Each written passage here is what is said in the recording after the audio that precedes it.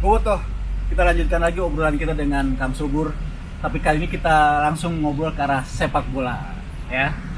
Kang Subur, tadi Kang Subur bicara bahwa sudah mengajukan pengunduran diri tahun 87, 1 tahun setelah Kang Subur membawa Persib juara Perserikatan tahun 86. Tapi hanya bisa diizinkan jika sudah mendapatkan pengganti Kang Subur.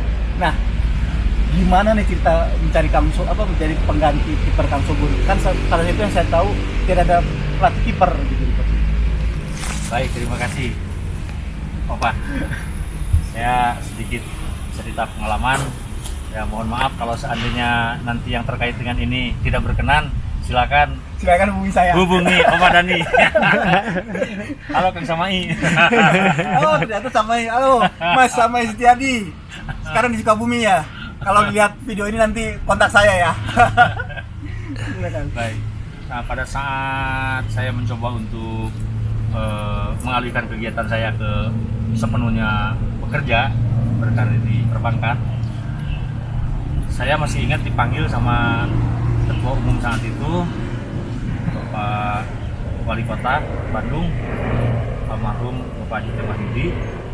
Saya bicara langsung di kantornya bahwa beliau menegaskan, Bur, bisa saja kamu izinkan sekarang juga asal tidak ada pengganti. Ada segala. Oh, saya yang harus mencari pengganti baru saya bisa mundur gitu kan. Ada pelatih ya. Ada pelatih dan saya pun bukan pencari bakat gitu kan. Tapi baiklah, pada saat itu pikiran saya hanya terfokus pada kiper-kiper yang ada gitu kan. Yang satu angkatan dengan saya, di situ kan ada Boyke Adam, ada Wawan Hermawan, ada yang lain-lain. Akhirnya pada suatu kesempatan bercoba dengan SAD, saya melihat sosok Samai Setiadi, orangnya penuh semangat. Ya, kalau disiplin tinggi, nggak aneh dia tentara kan. Tentara. Tapi satu hal yang menonjol, kelihatannya dia pantas menyandang sebagai lucky man.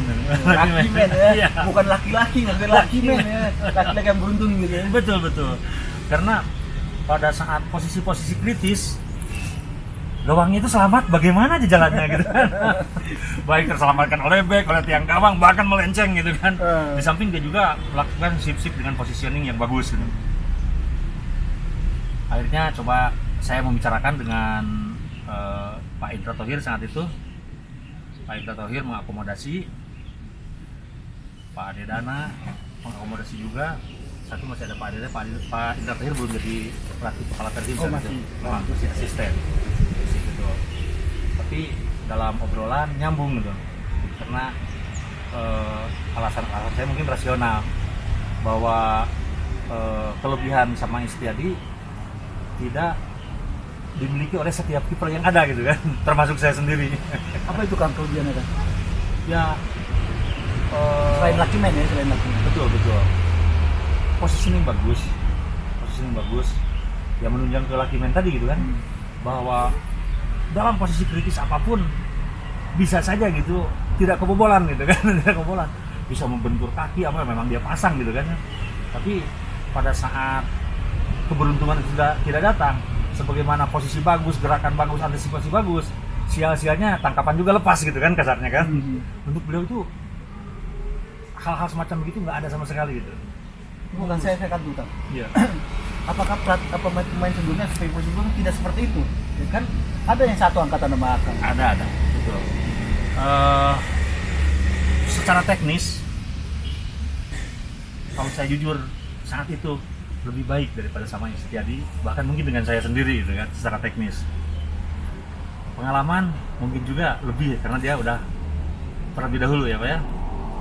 Tapi hal-hal semacam begitu memang Tidak dimiliki oleh mereka. tidak dimiliki oleh mereka gitu, jarang sekali dimiliki memang. Ya, Termasuk Akang juga nggak memiliki gitu. ya mungkin sedikit-sedikit, Samai lebih banyak ya.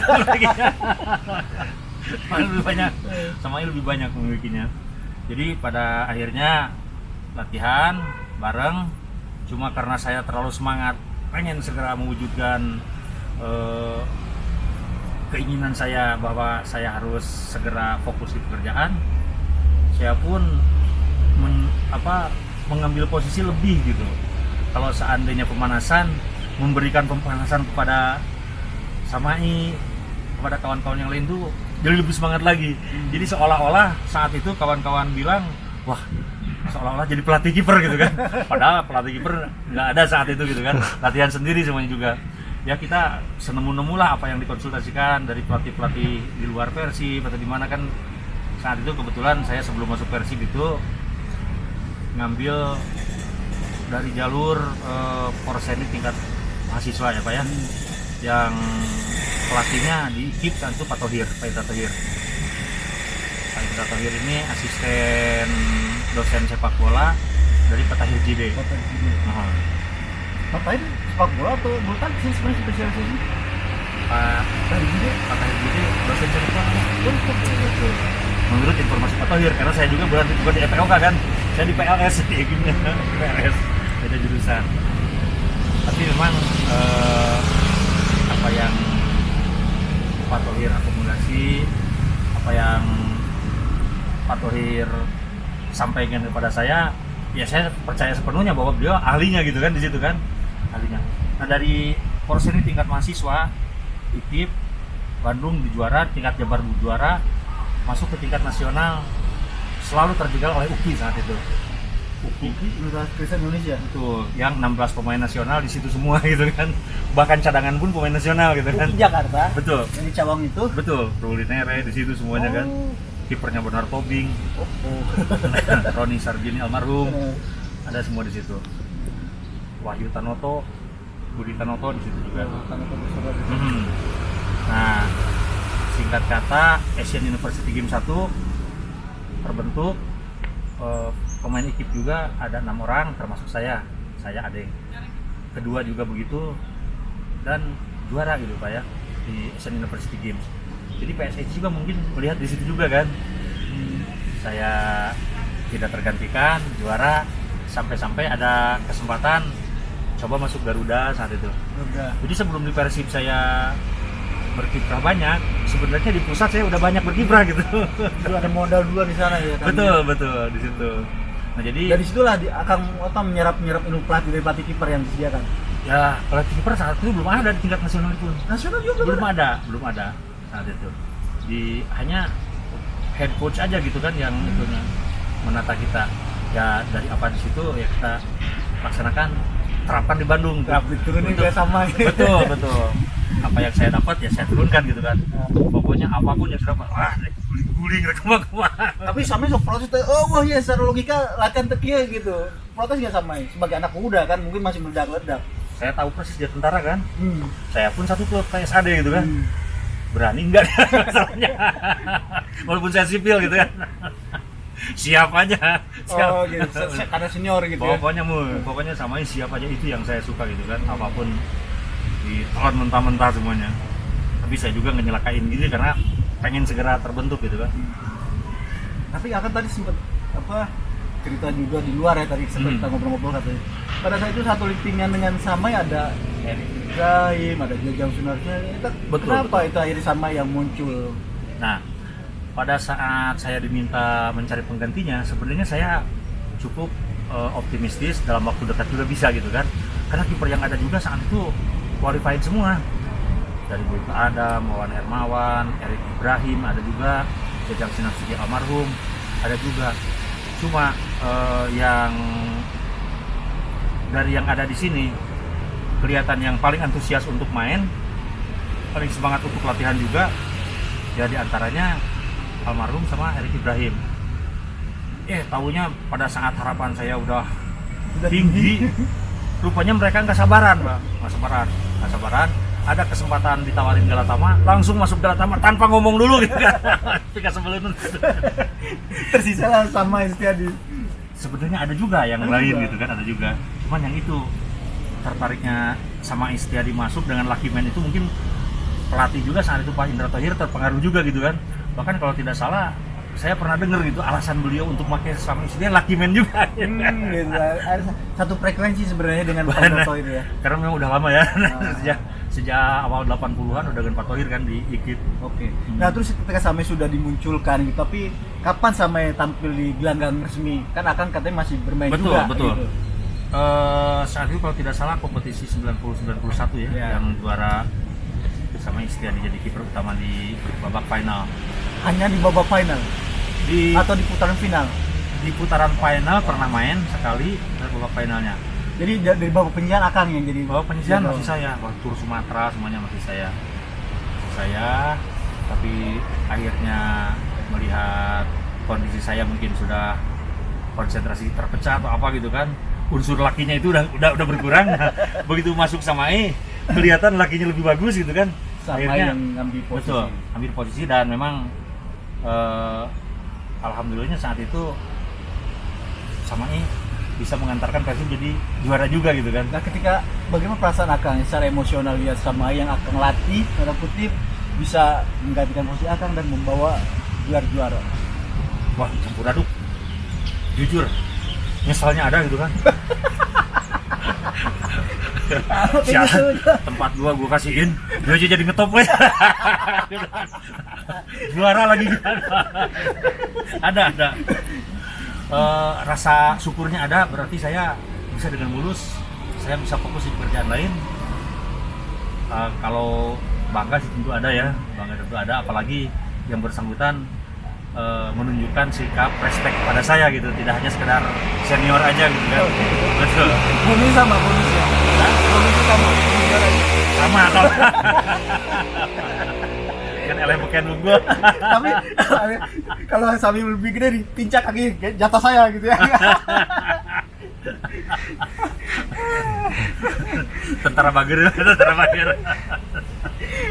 Oke Kang, jadi ada Mas. ada rasa bangga ya bisa ngantarkan teman seangkatan, ada teman seangkatan di Persib gitu ya, Betul. bisa membawa juara.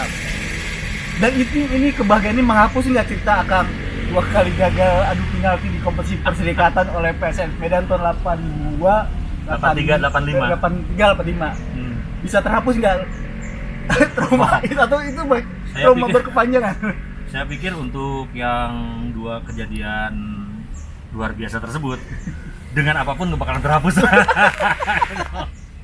Yang pertama apalagi pada saat itu Tahun 83-nya, tahun 83 betul. Seperti diketahui bahwa Persib mulai lagi kompetisi di divisi utama Perserikatan 83 Oh ya setelah terdegradasi kan? Iya. Nah, jadi istilah kami bahwa angkatan kami, saya, Ajat, Adeng ya, dan yang lainnya, kalau nalapung anu jungkir balik itu kan balik Bandungnya kan?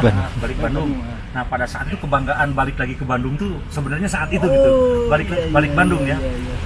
Pak, bayangkan Pak, Persib dengan nama besar dan latar belakang yang begitu mentereng harus berkompetisi di Liga 1-nya saat ini kalau dari ya. kampung ke kampung. Dari kampung ke kampung.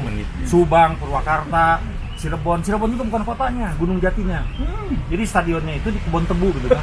Bayangkan bendera Persib yang butuh segede gitu ngelebet di Kebon Tebu. Aduh. Pelatihnya Marek Yanota. Kebayang. Dan saat itu pada saat main di Bandung pun ingat tuh stadion Siliwangi sebelum direnovasi sampai 3 kali ya. Mungkin kapasitas penonton masih di bawah 15.000 orang. Yang nonton paling 100-200 orang juga, tahu bayar tahu enggak gitu kan. Cuman teriaknya aja yang kenceng. Saat itu Persib sebelum masuk final yang 83, penonton nggak mau datang ke stadion kan saat itu 83. Nah baru setelah masuk final, walaupun gagal di final, penonton udah mulai berdatangan penuh. 85 walaupun gagal lagi baru penuh, akhirnya kan direnov terus ya. Itu yang saya tahu persis. Nah kejadian tersebut, aduh gimana nggak sakitnya bagi saya secara individual gitu, bukan secara tim. Aing ngagakeun penalti 2 kali sarua jeung si Ponirin gitu kan. Cuman sayang aja teman saya satu kaluhur, jadi eleh gitu kan. Saya pokoknya melihat antusiasme masyarakat kayak begitu, dukungan dari berbagai kayak gitu, tapi hasilnya kayak begitu, wah sakit banget gitu, sakit banget, betul. Oke lah, yang 83 mungkin bisa dipahami karena Persib baru masuk lagi ke pentas nasional ya. Betul. Tapi 85 juga gagal lagi lawan yang sama gitu. sama persis kejadiannya gitu. Kalau dilihat dari pemain adik penaltinya sendiri, saya gagalin 3, Ponirin 3, 1 yang melenceng ke pinggir gitu kan. Akan 3 saya ambil. ya diambil save. Save. Sama Ponirin Ponirin 3. mereka juga 3. Bayangin tadi cuma 1 aja yang masuk gitu dari 5 kesempatan. Mereka 2. Tapi oke, itu nggak apa-apa. Yang pasti pada saat itu ada kejadian, seharusnya tidak melalui adu penalti dulu kan, sampai berkembang isu nggak sedap mengenai kondisi saat itu gitu kan. Apa itu isunya tuh? Ya mengenai yang mempersalahkan pihak wasit gitu kan, karena ada 1 gol Robby Darwis yang heading yang dianulir, sebenarnya ada pemain di belakang garis di dalam gawang gitu kan, tidak offset. Kalau mungkin dengan VAR kayak sekarang itu bisa bisa disahkan gitu kan, betul, bisa disahkan. Sayang teknologi itu belum ada sekarang gitu kan. Jadi semua seolah-olah mempersalahkan almarhum Jafar Umar wasit saat itu. Saat itu gitu kan. Bagi saya itu kejadian manusiawi gitu kan, karena nggak ada laki itu kan. Kebetulan kipernya saya. Kurang lagi ya. Mungkin kalau sama ini. Jadi artinya untuk menghibur dia dari 2 kekalahan adu penalti, secara permainan kita menang gitu ya. Bukan itu. Yang untuk menghibur bahwa masuk final perlu disyukuri juga gitu kan ya. Dengan kekalahan yang tidak memalukan itu aja, yang masih mempunyai rasa bangga untuk kita. Hanya itu aja. Tapi betapa pada saat adu penalti kedua, inilah saatnya saya cuma berpikir begitu, kurang ajar itu saya rasa itu. Inilah saatnya Persib juara, membawa piala, tahunya gagal lagi. Pahit. Udah sempat berpikir begitu. Itu kan 2 kali berturut-turut 2 gagal di adu penalti. Betul. Terhempas nggak tahu bang nggak, saya mau mundur nih kalau begini. Oh enggak. Itu saya harus membuktikan di event lain saya bisa gitu kan. Sebenarnya pada 86 ada pembuktian. 86 kita juara. Saat itu ada kesempatan untuk tampil di Sultan Hasan Al Bolkiah Cup ya, di Brunei. Itu nggak mulus masuk final langsung juara, Pak. Itu berat juga. Di semifinal kita adu penalti. Menang adu penalti. ada kebanggaan final adu penalti menang ya. Saya lupa lagi antar lawan Singapura atau lawan Malaysia saat itu. Ya karena masuk semua yang nembak kita gitu. Saya cukup ngegalin 1 aja udah juara gitu. Nanti kalau dulu kita semuanya masuk aja kita aman gitu. Itulah kiper. Kalau inget celotehannya wanita tangan besi Inggris itu siapa? Margaret Thatcher ya. Pernah mengatakan kan senangnya di sepak bola itu karena ada film kiper kan. Sebagus-bagusnya kiper tanpa pemain depan nggak ada artinya. Tapi sebaliknya sebagus-bagusnya pemain depan nggak ada kipernya juga. Jadi artinya apa? Kesimpulannya apa? ya kita menyadari dalam hal itu ya. Jaga banget ya. Jaga banget. Oke, Momoto, meri sekali obrolan kita dengan Sobur ini. Kita lanjutkan lagi di sesi berikutnya, ya pasti ini yang lebih menarik lagi.